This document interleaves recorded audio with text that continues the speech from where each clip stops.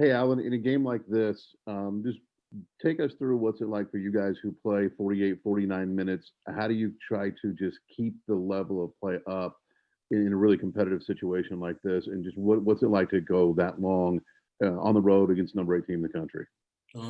We had one mission, and it was to win the game. We didn't come up here to play close. We didn't come up here to play to almost lose. We came up here to win. So that was the goal from start to finish. We didn't have nothing on our mind but to try and get that win.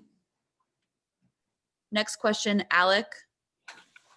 Hey, Al, can you just kind of talk a little bit about the production that you guys got from not only Anthony Leal, but Jerome Hunter, especially with Armand Franklin out of the lineup today? Those guys were key contributors tonight. They stepped up when their name was called and knocked down shots. They made hustle plays. They did all the right things, and when their name was called, they stepped up. So we most definitely needed them, and we're going to need them going forward. Zach.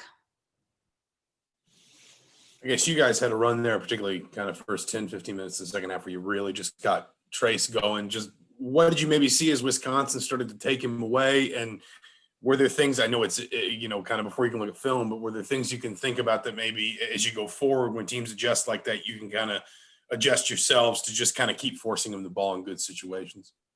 Man, we fed Trace when we could. Obviously, good teams adjust. And when they adjust, we got to, people got to step up. Even if he's not touching it, other people have to step up, but we got to find ways to get on the ball as well and have other people contributing. Dustin.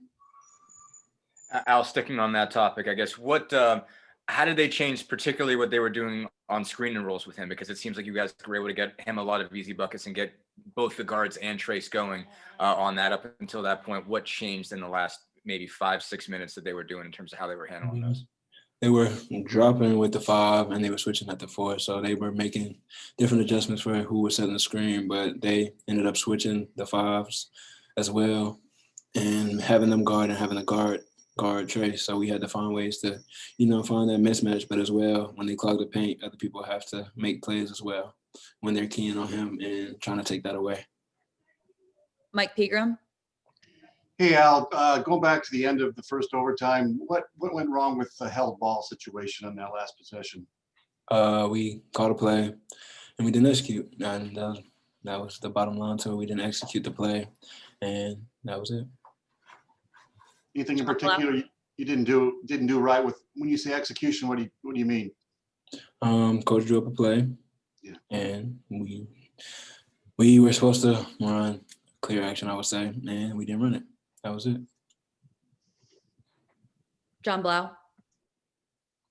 You kind of had the same message as Trace earlier in the season with the Florida State loss, just that you guys didn't come to be close.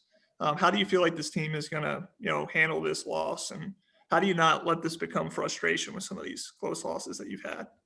As you know, the Big Ten is a gauntlet, so we got to be on to the next game. We got to get ready for Nebraska. We can't dwell on the loss. We got to get the next one. We are only worried about now going forward and trying to get a win in Nebraska. Final question for Al, Zach Osterman.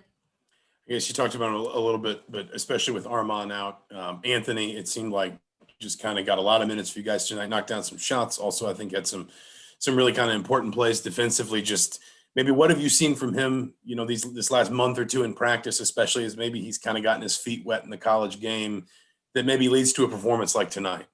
Anthony works his behind off. He's one of the harder workers on the team, and I'm not shocked about it. He works his behind off. When I tell you he works his behind off, I really mean it. When you look up hard worker, it's him. So I'm not surprised about what he did tonight. I'm not surprised with how he played. It was in due time for him, and I'm proud of him, and I look forward to him stepping up most definitely as we keep going. All right, thanks, Al.